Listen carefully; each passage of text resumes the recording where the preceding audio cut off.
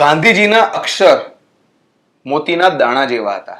હવે આપણે જોવા તો ગયા નતા, પણ આ ગયે દિવસે કોઈ પણ નાના મોટા પ્રશ્નોને લઈને જ્યારે આપણે આપણા ડોક્ટર્સને મળવા જતા હોય છે, આપણને બહુ સરસ રીતે સમજાવતા હોય છે, પણ પછી એક પેપર ઉપર ફરફર્યું લખીને આપે છે. જો તમે કે હું વાંચવાનો પ્રયત્ન કરીને તો સાહેબ આપણે ખોવાઈ જઈએ.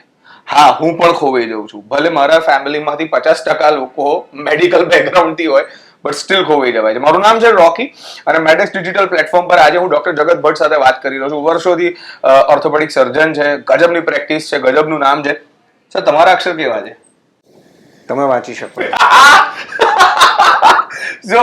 પણ એવું કેમ હોય છે કે ડોક્ટર્સના અક્ષર ઓળખવા અથવા તો એ સમજવા નોર્મલ જનતા માટે અઘરું બની જાય છે? એવું એટલે મને તો એવું ક્યારેય નથી લાગ્યું. મેં ઘણા બધા બીજા ફિલ્ડમાં અક્ષરો ખરાબ જોયા છે, ડોક્ટરમાં નોટ થાય છે. That is the problem.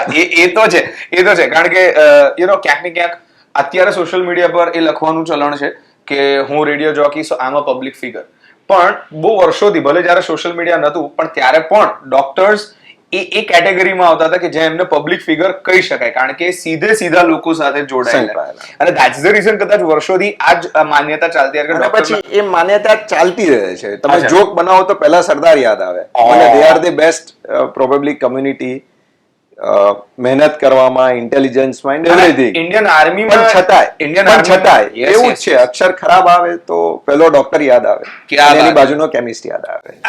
I was just about to ask that કે કેમિસ્ટ કેમ ઓળખી જાય? પહેલા અક્ષરથી ઓળખી જાય. ખબર જ છે કે આ વસ્તુ બાપ રે બાપ. સો ડોક્ટર્સની લાઈફ પણ બહુ જ અમેઝિંગ હોય છે અને એમની લાઈફમાં પણ બહુ જ અમેઝિંગ એક્સપિરિયન્સીસ હોય છે. તમે લગભગ, ઇફ આઈ એમ નોટ મિસ્ટેકિંગ, 29 વર્ષોથી પ્રેક્ટિસ કરી રહ્યા છો, કારણ કે પાછલા અમુક એપિસોડમાં તમે વાત કરી હતી, અને એની પહેલાના 9 વર્ષ. સો ઓલમોસ્ટ 35-40 વર્ષ તમે મેડિકલ ઇન્ડસ્ટ્રી સાથે જોડાયેલા છો.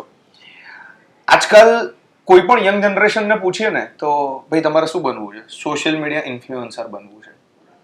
ઇન્ફ્લુએન્સર કોને કહેવાય અથવા તો એન્ટરપ્રેન્યોર કોને કહેવાય એ ઘણા લોકોને નથી ખબર હોતી, બટ સ્ટીલ બની જવું હોય છે.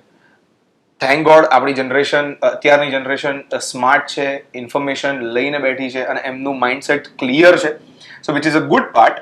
સો જે નવી જનરેશનના બાળકો, સ્ટુડન્ટ્સ ડોક્ટર બનવા માંગે છે, એમના માટે જો એક પીસ ઓફ એડવાઇસ ડોક્ટર જગત ભટ્ટે આપવાની હોય તો? માત્ર એ બાળકો નહીં, બધા માટે. One, there is no shortcut. Okay. Two, perseverance will always give you success.